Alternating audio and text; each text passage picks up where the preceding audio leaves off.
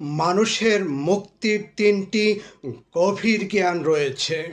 প্রথম জ্ঞান, 1 সপ্তাহ আগে যার সঙ্গে দেখা হয়েছিল তার পোশাকের রঙও কি মনে আছে? চশমাটা কেমন ছিল সেটুকুও কি মনে পড়ে? না, কারণ মানুষ তার নিজের জীবনের গল্পে এতটাই নিমগ্ন যে অন্যের অধ্যায় বেশিক্ষণ থামে না। তাহলে কেন ভাবছেন সবাই আপনাকে নিয়েই ভাবে? কেউ হয়তো আপনাকে নিয়ে কিছুক্ষণ ভাবে, তারপর হারিয়ে যায় নিজের দুঃখ, স্বপ্ন, দায়িত্বের ঘূর্ণিপাকে। তাই লোক কি বলবে এই মায়াজালে জড়িয়ে পড়বেন না। সময় খুবই সংক্ষিপ্ত। নিজেকে আপনার নিজের স্বপ্নের জন্য উৎসর্গ করুন, কারণ আপনি যখন নিজের মতো করে বাঁচেন তখনই জীবনটা সত্যি সুন্দর হয়ে ওঠে। দ্বিতীয় জ্ঞান, সবাই আপনাকে ভালোবাসবে এই আশা করা মানে নিজেকে প্রতারণা করা। আপনিও তো সবাইকে পছন্দ করেন না, তাহলে কেন ভাবেন সবাই আপনাকে বুঝবে বা গ্রহণ করবে?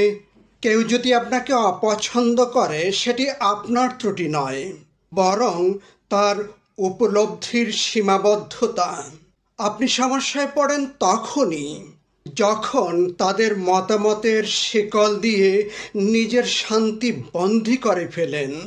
মনে রাখবেন, নিজের আত্মসম্মানই আপনার সত্যিকার পরিচয়। যে মানুষ নিজের মতো বাঁচতে শিখে সেই আসলে মুক্ত। তৃতীয় জ্ঞান, সত্যি করে বলুন তো, অন্যের জন্য যা কিছু করেন তা কি শেষ পর্যন্ত নিজের আনন্দের জন্য নয়?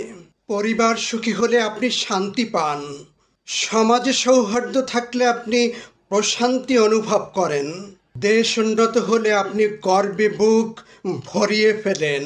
অর্থাৎ পৃথিবী তখনই সুন্দর লাগে যখন আপনার ভেতরের মানুষটা হাসে। আর এই ভেতরের মানুষটাকে হাসাতে আমরা পরোপকার করি, এমনকি অন্যের জন্য আমরা নিজেদের জীবনও উৎসর্গ করি। তাই নিখুঁত হবার চেষ্টা নয়, নিজের মতো হবার সাহসেই আসল সৌন্দর্য বাড়ায়। কারণ মানুষ কখনো নিখুঁত নয়, সত্যিকারের মানুষই পৃথিবী বদলায়।